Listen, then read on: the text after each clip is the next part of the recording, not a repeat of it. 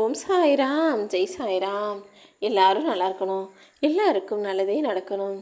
அன்பு குழந்தையே, இந்த சாயப்பா உனக்காக சமாதியிலிருந்து வேலை செய்கிறேன்னு சொல்லியும் கூட உனக்கு நம்பிக்கை இல்லாததால் தானே சாயப்பா எனக்காக எதுவுமே செய்யலைன்னு நினச்சி வருத்தப்படுற.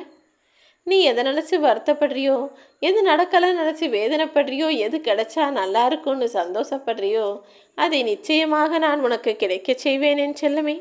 உன் விருப்பங்கள் நிச்சயமாக நடக்கத்தான் போகிறது. நீ நினைச்சது போல இன்னொருத்தர் ஒரு செயலை செய்யலைனா அது உனக்கு ஏமாற்றத்தை தரத்தான் செய்யும். ஆனால் அது அவர்களுடைய தவறில்லை தானே. ஒருவேளை அவங்க கிட்ட அதிகமாக எதிர்பார்த்தது உன்னுடைய தவறாக இருக்கலாம்.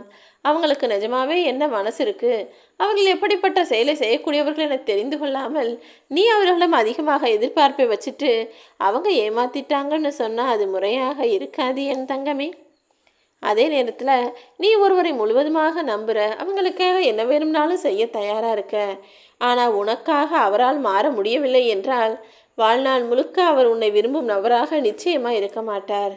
ஏதோ இப்போ சூழ்நிலை சந்தர்ப்பம் இந்த காலத்தில் அவர் உன் கூட சேர்ந்து இருக்கிறாரே தவிர உனக்காக அவர் மாறவே மாட்டேன், எதுவுமே நான் செய்யவே மாட்டேன், நான் நினைக்கிறது தான் வாழ்க்கை, நான் நினைக்கிறது தான் சொல்கிறது தான் சட்டம்னு இருந்தால் அப்படிப்பட்டவர் உன் அருகில் இருந்தும் உனக்கு எந்த பிரயோஜனமாக அன்போ பாசமோ முழுமையான உரிமையோ உனக்கு கிடைக்காது என் செல்லமே. உன் நிழலை பார்த்து நீ ஒரு நாளை கேட்டு தான் பாரு, ஏன் எங்கே போனாலும் என் பின்னால் வர்றேன்னு. அது என்ன சொல்லும் தெரியுமா? சிரிச்சுக்கிட்டே என்னை தவிர வேறு யாரும் கடைசி வரை உன் கூட வரப்போவதில்லைன்னு.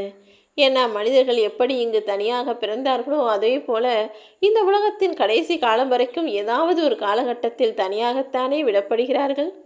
எல்லாவற்றையும் சமாளித்து சரி செய்ய வேண்டிய கட்டாயம் உனக்கும் இருக்கு. தேவையில்லாமல் நிதானத்தை தவறவிட்டு நிம்மதியை இழந்து விடாதே. ஏன்னா நீ நிதானம் தவறவிடும் இடமெல்லாம் நிச்சயமாக வாழ்நாள் முழுவதும் முன்னால் திருத்திக் கொள்ள முடியாத தவறாக மாறக்கூடிய விஷயம்தான். எந்த காரியம் செஞ்சாலும் அதை சரியாய் நிதானமாக பொறுமையாக செய்ய. எல்லாம் இவங்ககிட்ட இருந்தால் நமக்கு எல்லாமே கிடைக்கும்னு யாரிடமாவது போய் அடிமையாக வாழ்வதை காட்டிலும் எதுவும் எனக்கு யாரும் தர வேணாம், என் வாழ்க்கை என்னுடைய கை, என்னுடைய உழைப்பு, என்னுடைய முயற்சின்னு தனக்கு தானே திமிராக வாழ்ந்துவிட்டு போவதில் தவறேதும் இல்லை தங்கமே. நான் எப்போதுமே உன்கிட்ட இதுதான் சொல்கிறேன். ஒரு அப்பாவாக இதை சொல்ல வேண்டிய கட்டாயமும் கடமையும் பொறுப்பும் எனக்கு இருக்குது. நீ எப்போதும் யாரையும் இதற்காக சார்ந்து இருக்கக்கூடாது. ஏன்னா உன்னால் தனியாக எல்லா விஷயங்களையும் சமாளிக்க முடியும். உன்னையும் உன் குடும்பத்தையும் அன்பாக பாசமாக கம்பீரமாக கௌரவமாக வாழ வைக்கவும் முடியும். அப்படி இருக்கும்போது நீ யார் முன்னாலேயும் தாழ்ந்து போகக்கூடாது. உன்னை தாழ்த்த நினைப்பவர்கள் முன்பாக நீ உயர்ந்து நினைக்க வேண்டும், உயர்ந்து நிற்கவும் வேண்டும். அதே நேரத்தில் உன்னை உயர்த்தி பேசி உனக்கு மரியாதை செய்பவர்கள் முன்பாக நீ பணிந்து நிற்பதிலும் தவறேதுமில்லை என் செல்லமே.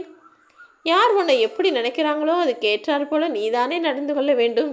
ஒருத்தர் வேணும்னே உன்னை இழிவுபடுத்தி பேசுகிறார் என்றால் அவர் முன்பாக நீ கம்பீரமாய் கௌரவமாய் வாழ்ந்து காட்டுவதைத்தான் இந்த சாயப்பா நான் ஆசைப்படுவேன். உன்னை யாரோ ஒருத்தர் ஏமாத்திட்டாங்கன்றதை விட அவங்க தேவைக்கு ஏற்றா போல உன்னை பயன்படுத்திக்கிட்டாங்கன்றது தான் பொருத்தமாக இருக்கும்.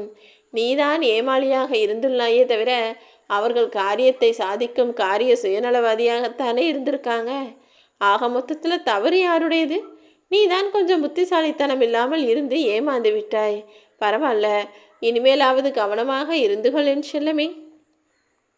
ஒரு விஷயத்தை பற்றி முதல் முறை யோசிச்சா மட்டும்தான் அது யோசனை. மீண்டும் மீண்டும் அந்த விஷயத்தை பலமுறை யோசிக்கும் போது அதற்கு பெயர் குழப்பங்கிறத புரிஞ்சுக்கிட்டு தேவையில்லாமல் குழப்பம் அடையாமல் எந்த விஷயமா இருந்தாலும் ஒரு முறை சரியாக நிதானமாக தீவிரமாக சிந்தித்து சரியான முடிவை எடுத்துவிடு. முடிவெடுத்த பிறகு மீண்டும் மீண்டும் அதை பற்றி யோசிக்கிட்டே இருக்கக்கூடாது என் செல்லமே. தேவைக்காக உன்னை தேடி வந்து பழகுபவரும் அவங்களுக்கு ஏதாவது ஒரு தேவைன்னு வரும்போது உன்னிடம் வந்து பேசுபவரும் ரெண்டு பேருமே ஆபத்தானவர்கள்தான். எப்போதும் உன்னிடம் யதார்த்தமாக பேசும் மனிதர்களை நம்பலாம்.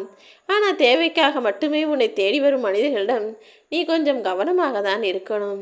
எப்போது உனக்கான முடிவுகளை நீயே எடுக்க பழகுகிறாயோ அப்போதே அதனால் வரும் கஷ்டங்களையும் விளைவுகளையும் நல்லதோ கெட்டதோ எல்லாவற்றையும் எதிர்கொள்ளும் தைரியமும் உனக்குள்ள வந்துடும்.